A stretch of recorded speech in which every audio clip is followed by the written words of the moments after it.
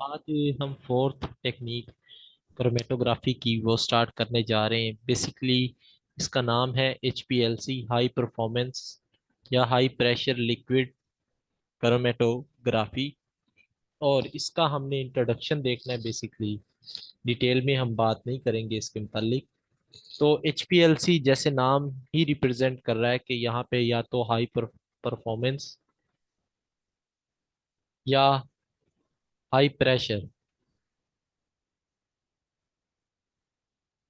तो दो चीज़ें यहाँ पे हैं मेनली। इसकी परफॉर्मेंस भी अच्छी होती है और यहाँ पे जो प्रेशर लगता है वो भी हाई होता है HPLC में। और मुझे याद है कि मैंने आपको इसकी रीज़न भी बताई थी कि क्यों यहाँ पर प्रेशर हाई लगता है। तो दोबारा भी बता दूं, यहाँ पर जो स्टेशनरी फेज होता है उसका जो साइज होता है वो आप रिड्यूस कर देते हो। साइज रिड्यूस होने से फाइनली डिवाइडेड उसे कर देते हो, तो जो सरफेस एरिया होता है वो इंक्रीज कर जाता है।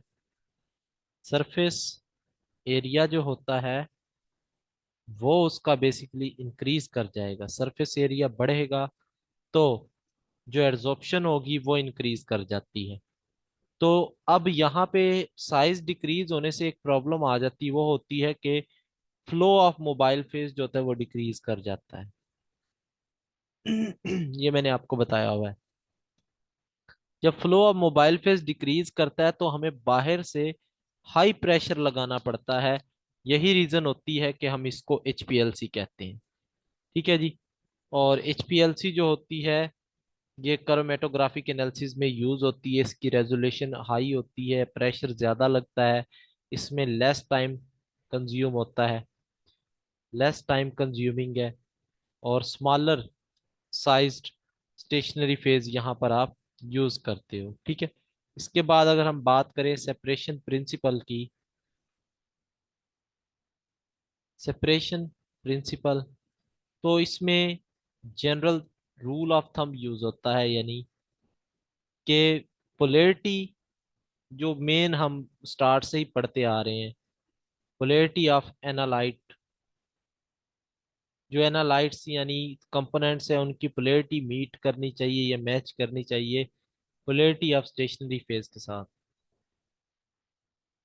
पोलैरिटी ऑफ स्टेशनरी फेज और स्टेशनरी फेज की पोलैरिटी टोटली डिफरेंट हो पोलैरिटी ऑफ मोबाइल फेज से। पोलैरिटी ऑफ मोबाइल फेज, तो यहाँ पर अच्छी इंटरेक्शन को अचीव करने के लिए या अच्छी सेपरेशन करवाने के लिए जो एनालाइट होते हैं वो स्टेशनरी फेज के साथ अच्छे से अट्रैक्ट होने चाहिए, लेकिन ज्यादा स्ट्रोंगली ना अट्रैक्ट हो, क्योंकि आपको पता है कि फिर वो रिटेंशन टाइम जो है या सेपरेशन टाइम जो है वो बहुत ज्यादा हो जाएगा। तो ये रीजन होती है। इसके बाद हम बात करते हैं वाई हाई प्रेशर। तो हाई प्रेशर ही क्यों यहाँ पे यूज होता है, तो मेनली स्टेशनरी फेज जो होता है इसकी दो करेक्टरिस्टिक्स हैं। नंबर वन के small particle size, small particle size होता है जो कि 5 to 10 माइक्रोमीटर के दरमियान में होता है। ठीक है। इसके बाद पैक्ड अंडर हाई प्रेशर, ये जो स्टेशनरी फेज होता है इसको अंडर हाई प्रेशर के आप पैक्ड करते हो, तो इससे भी जो पार्टिकल साइज होता है वो रिड्यूस हो जाता है। तो यहाँ पे जो स्पेस होती है एक्चुअली ये ऐसे फिल हो जाता है जैसे सैंड होती है ना, ये वैसे फिल हो जाता है। जबकि बड़े बड़े पार्टिकल होते तो उनमें स्पेस आ जानी थी। छोटे पार्टिकल जो होते हैं वो स्पेस जो है वो कवर कर लेते हैं, वॉइड्स उनके दरमियान क्रिएट नहीं होती। ठीक है। तो यहाँ पर फिर ये रीजन होती है कि स्पेस नहीं रहती, और यहाँ पे जो फ्लो रेट होता है मेनली, फ्लो रेट होगा जो मोबाइल फेज का वो डिक्रीज कर जाएगा। ठीक है। तो हमें ऑलमोस्ट जो प्रेशर लगाना पड़ेगा यहाँ पे वो 68 to 340 एटमॉस्फेरिक प्रेशर होता है तकरीबन, जो कि पाउंड पर स्क्वायर इंच में अगर आप बात करें तो वो 1000 से 5000 पाउंड पर स्क्वायर इंच तक का होता है। ठीक है, तो इसके बाद हम बात करते हैं टाइप्स ऑफ एचपीएलसी।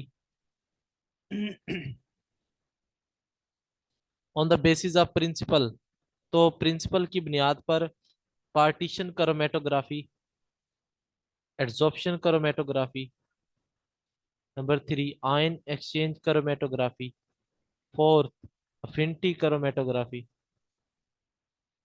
और लास्ट में वही फिफ्थ आ जाती size exclusion chromatography.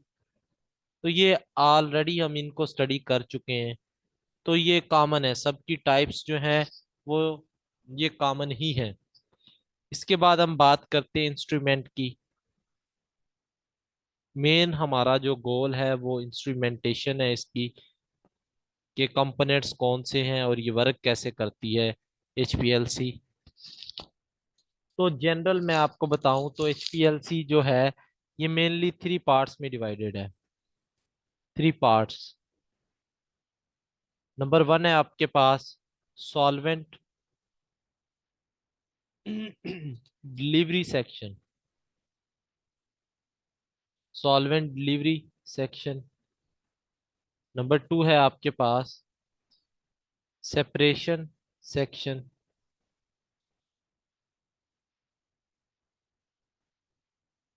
Number three है आपके पास डिटेक्शन यूनिट।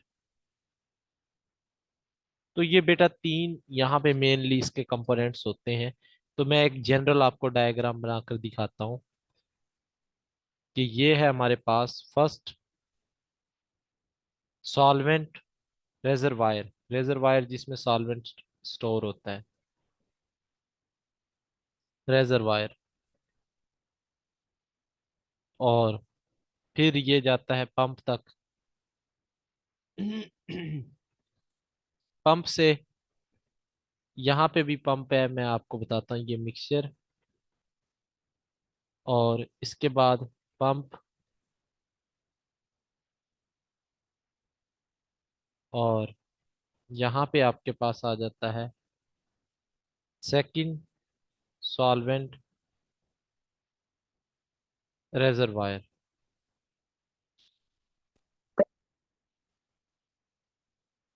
तो हमारे पास मेनली दो रेजरवायर हैं, नंबर वन और नंबर टू। तो यहाँ पर दोनों में सॉल्वेंट होते हैं। ठीक है, तो सॉल्वेंट जाते हैं मिक्सचर पे, मिक्सर इन्हें क्या करता है, मिक्सअप करता है, और मिक्सअप होने के बाद ये पंप तक चले जाते हैं। ठीक है, और पंप दोबारा से इन्हें मिक्सचर पर भेजेगा, मिक्सचर पर भेजकर ये, यानी पंप सॉल्वेंट को इधर से लेकर आता है, पहले सॉल्वेंट को, और दूसरा पंप दूसरे सॉल्वेंट को मिक्सचर तक लेकर आता है। ठीक है, इसके बाद मिक्सचर इन्हें मिक्सअप करता है और फिर ये भेज देता है इंजेक्टर की तरफ। इंजेक्टर से आगे ये जाते हैं, दो कॉलम होते हैं हमारे पास, एक होता है गॉड कॉलम और दूसरा होता है हमारे पास क्रोमेटोग्राफिक कॉलम। ये दो कॉलम होते हैं, और इसके बाद फिर ये चले जाते हैं जी डिटेक्शन की तरफ। डिटेक्शन के बाद ये स्पेक्ट्रा जो होता है आपको वो मिल जाता है सेपरेशन का, और ये हर कंपोनेंट का अलग से स्पेक्ट्रा होता है। तो ये मेन डायग्राम थी एचपीएलसी की सेपरेशन प्रोसेस की। अब मैं आपको वन बाय वन जितने कंपोनेंट्स हैं उनके मुतालिक बताता हूँ। तो उसमें क्या है बेसिकली आपके पास वो देखते हैं।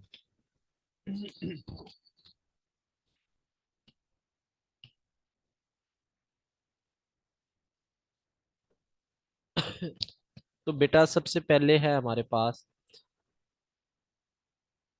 रेजरवायर्स,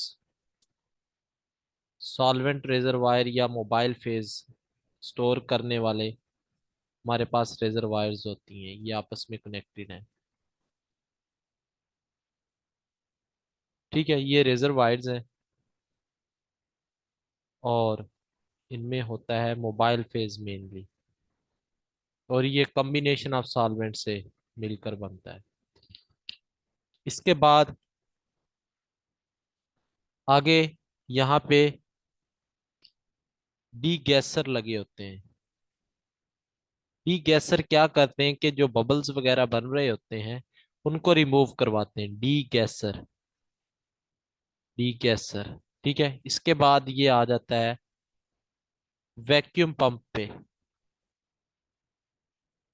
ये आ जाते हैं कंपोनेंट या सॉल्वेंट जो होते हैं, ये वैक्यूम पंप पे आ जाते हैं।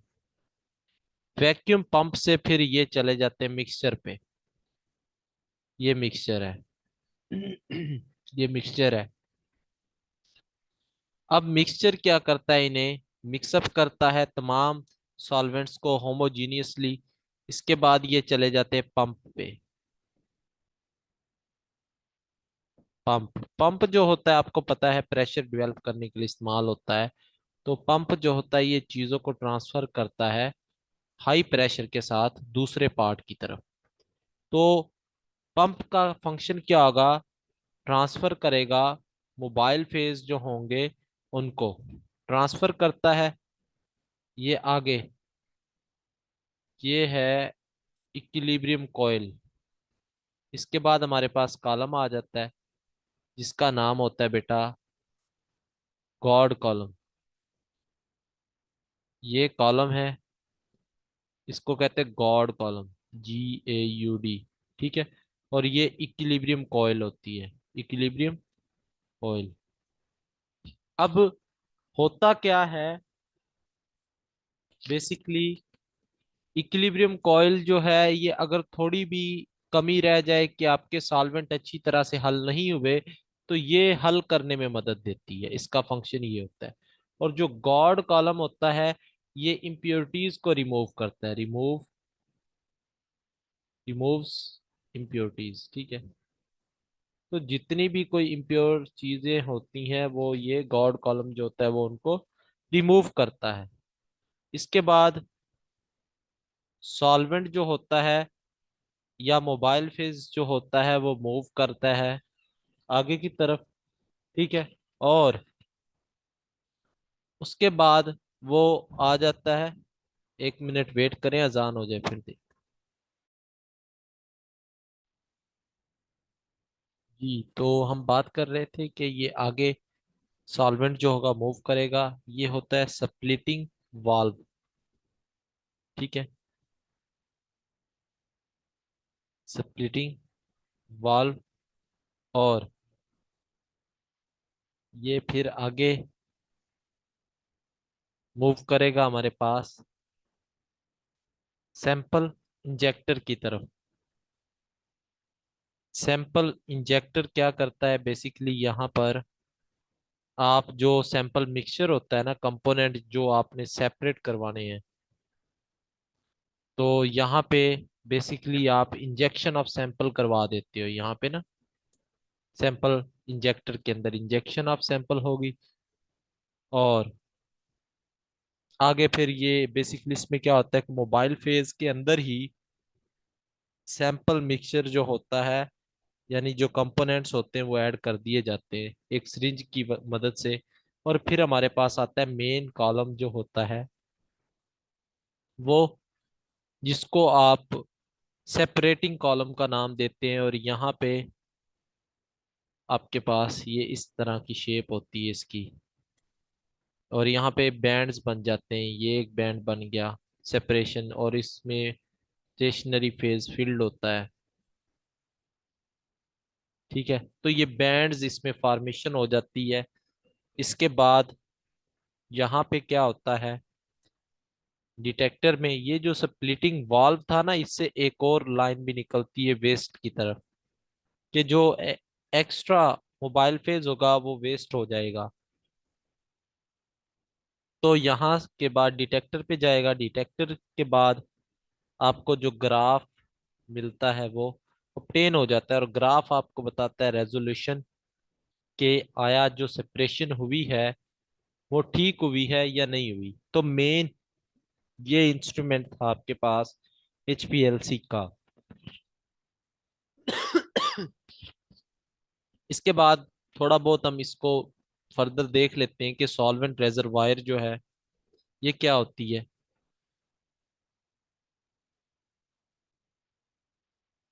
सॉल्वेंट रेजरवायर बेटा ये एक ग्लास या स्टेनलेस स्टील से बना हुआ एक कंटेनर होता है, स्टेनलेस स्टील से बना हुआ, ठीक है। और ये a couple of capable of holding up to a litre of mobile phase, ठीक है। तो इसमें एक मोबाइल फेज यानी 1 लीटर तक का मोबाइल फेज जो है वो स्टोर हो सकता है, इसको होल्ड कर सकती है, ठीक है। और यहाँ पे एक बात आपको बता दूं कि जो मोबाइल फेज आप ले रहे हैं वो इन एक्सपेंसिव होना चाहिए, नॉन क्रोसिव होना चाहिए, हाई ग्रेड एचपीएलसी ग्रेड का होना चाहिए, यानी उसकी प्योरिटी 100% होनी चाहिए। तो ये बात भी आपने साथ साथ मद्देनजर रखनी है, ठीक है।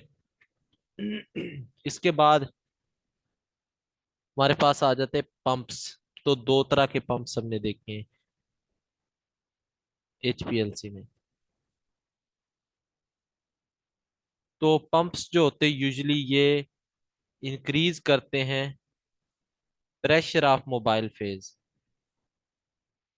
प्रेशर ऑफ मोबाइल फेज को इंक्रीज करते हैं। पंप्स यूजुअली रिक्वायर्ड होते हैं, फ्लो रेट जो होता है मोबाइल फेज का, मिसाल के तौर पर ये प्रेशर पे होता है मोबाइल फेज जो होता है ना, 1 to 550 बार जो है प्रेशर, इस रेंज पे ये मोबाइल फेज फ्लो करता है, ठीक है। तो ये जो पंप होते हैं ये कैपेबल होते हैं हाई प्रेशर प्रोवाइड करने के लिए, ठीक है। तो ये पंप्स जो है मेनली ये प्रेशर इंक्रीज करने के लिए यूज होते हैं ताकि अच्छे से मोबाइल फेज मूव कर सके। इसके बाद आ जाते हैं पंप फैक्टर।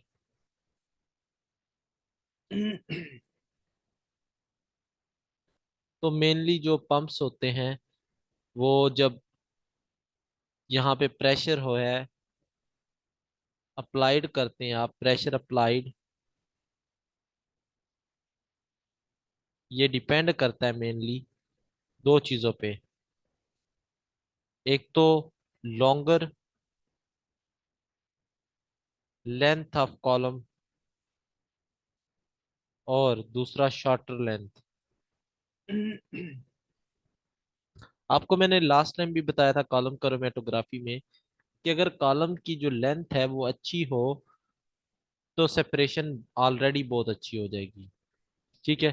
तो लॉन्गर लेंथ होगी तो आप हाई प्रेशर भी अप्लाई कर सकते हो, हाई प्रेशर भी अप्लाई कर सकते हो। अगर शॉर्टर लेंथ होगी तो आप लो प्रेशर अप्लाई कर सकते हो, क्योंकि शॉर्टर लेंथ में आपको पता है मोबाइल फेज स्लोली मूव करेगा तब अच्छी सेपरेशन होगी, जबकि लॉन्गर लेंथ में बहुत ज्यादा डिस्टेंस होता है तो आप हाई प्रेशर अप्लाई करके मोबाइल फेज को तेजी से मूव करवा सकते हो। इसके बाद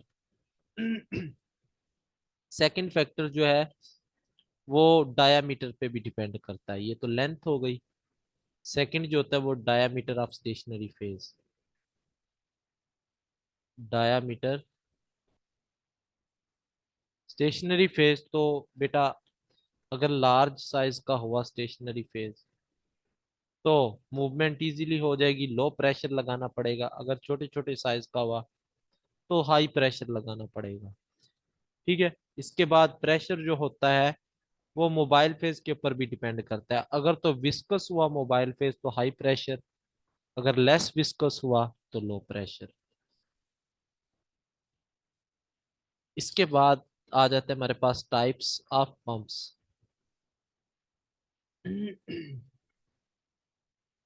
तो पंप्स जो है वो दो तरह के हैं, एक तो कांस्टेंट प्रेशर पंप और दूसरा होता है कांस्टेंट फ्लो पंप। तो बेटा कांस्टेंट प्रेशर पंप में क्या करना होता है कि आप या तो इसकी स्पीड जो है वो हाई कर सकते हो या लेस कर सकते हो, ठीक है। आइदर स्पीड में हाई और लेस, लेकिन प्रेशर जो होगा वो कांस्टेंट होगा। स्पीड यहाँ पे हाई हो सकती है, वेरी कर सकती है, जो प्रेशर होगा वो कांस्टेंट रहेगा। तो फ्लो रेट जो होगा यहाँ पे डिफरेंट होगा, फ्लो रेट डिफरेंट होगा। तो ये बात याद रखनी है। अब यहाँ पे स्पीड जो होगी वो कांस्टेंट होगी, स्पीड जो होगी वो कांस्टेंट होगी, but flow rate should be constant. यहाँ पे फ्लो रेट भी कांस्टेंट होगा। स्पीड चूंकि कांस्टेंट होगी तो रेट जो होता है उसको टाइम से डिवाइड करना होता है। 5 सेकंड बाद स्पीड थी 10, 10 सेकंड बाद स्पीड अगेन 10, 15 के बाद भी 10, तो ये कांस्टेंट हो जाएगा रेट ऑटोमेटिकली। फ्लो रेट यहाँ पे कांस्टेंट रहना चाहिए। तो पंप के लिए क्राइटेरिया कौन सा है कि कैसे पंप सिलेक्ट करते हैं? तो नंबर वन, पंप्स जो होने चाहिए वो रिलायबल होने चाहिए, इनर्ट होने चाहिए, और हाई वॉल्यूम जो है उसको ये कैरी कर सकते हो, और ये प्रीसाइज होने चाहिए, precise and accurate. Precise and accurate होने चाहिए, और ये डिलीवर करना चाहिए सॉल्वेंट इन्हें 8,000 पाउंड्स पर स्क्वायर इंच की स्पीड के साथ। ठीक है, तो ये इनकी कुछ करेक्टरिस्टिक्स थी। इसके बाद हमारे पास आ जाता है जी कॉलम इन HPLC।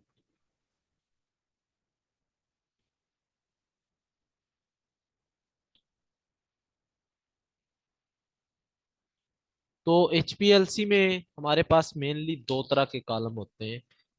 तो मैंने आपको बताया भी है कि नंबर वन है हमारे पास गॉड कॉलम, और नंबर टू पे हमारे पास आ जाएगा सेपरेटिंग और HPLC कॉलम। तो दो तरह के हमारे पास कॉलम होते हैं। अगर हम बात करें नंबर वन की, जिसका नाम है गॉड कॉलम,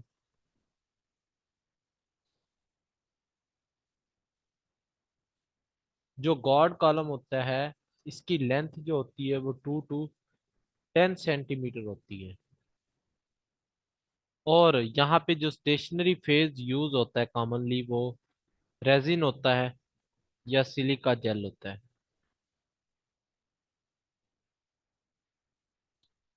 और फंक्शन जो होता है गॉड कॉलम का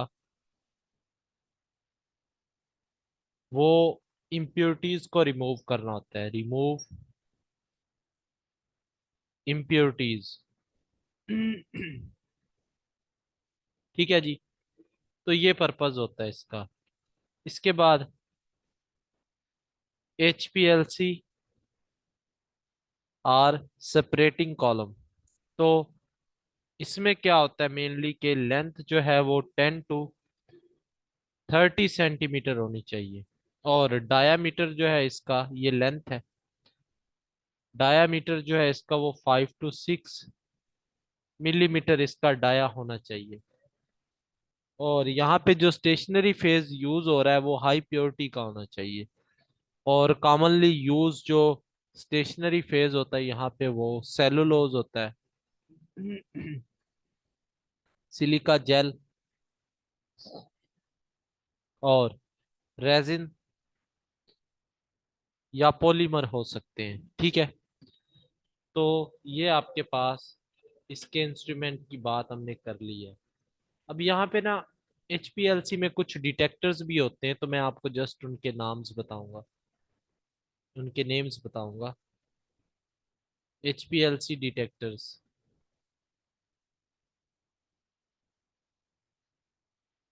तो एचपीएलसी डिटेक्टर क्या करते हैं कि मेनली ये डिफरेंट टाइप्स के हो सकते हैं। नंबर वन, अगर हम बात करें रिफ्रैक्टिव इंडेक्स, ये जस्ट आप नाम ही इनके देख लीजिए, अगर आपने डिटेल में पढ़ना है तो जरूर पढ़े इन्हें। Refractive index detector. Number two, conductive methods के रिफ्रैक्टिव इंडेक्स में आप क्या देखते हैं, रिफ्रैक्टिव इंडेक्स का डिफरेंस कि पहले एंगल था 50, जब यहाँ पे कंपोनेंट ऐड हुए तो उसका एंगल हो गया 60। तो यहाँ पे रिफ्रैक्टिव इंडेक्स में कितना चेंज है उसको देख के आपने डिटेक्शन कर ली। कंडक्टिव मेथड में लाइक पहले प्योर वाटर आ रहा था, मोबाइल फेज था, और उसमें जब NaCl डाल दिया तो डेफिनेटली NaCl क्या करेगा, उसकी कंडक्टिविटी इंक्रीज कर देगा। तो यहाँ पर आप डिटेक्शन किस बेस पे करोगे, उसकी कंडक्टिविटी की बुनियाद पर, कि NaCl को डालने से उसकी जो कंडक्टिविटी है वो बढ़ चुकी है। तो ये जो दो डिटेक्टर हैं इनको बल्क प्रॉपर्टी डिटेक्टर भी कहते हैं। Bulk property detector. ठीक है जी। इसके बाद सोल्यूट प्रॉपर्टी डिटेक्टर भी होते हैं। सोल्यूट प्रॉपर्टी डिटेक्टर, या आपके पास यूवी डिटेक्टर हो सकते हैं, और फ्लोरिसेंट डिटेक्टर हो सकते हैं। इसके अलावा इलेक्ट्रिकल कंडक्टर्स हो सकते हैं, कंडक्टर्स हो सकते हैं, और फोर्थ पे मैस स्पेक्ट्रल डिटेक्टर हो सकते हैं, और मल्टी पर्पस डिटेक्टर हो सकते हैं।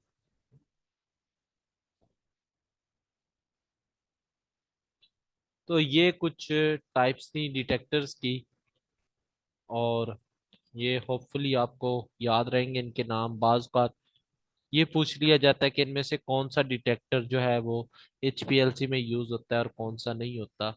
ये इम्पोर्टेंट था तो मैंने आपको बता दिया। तो मेनली हमारा जो पर्पस था वो एचपीएलसी का इंट्रोडक्शन देखना था, ताकि कोई जो एक आध एमसीक्यूज आए तो वो कवर हो सके। तो आज का लेक्चर फिर यहीं पर ही एंड होगा। कोई सवाल है तो बता दें। कल लास्ट जो है वो गैस क्रोमेटोग्राफी है, उसका हमने इंट्रोडक्शन देखना है। जी।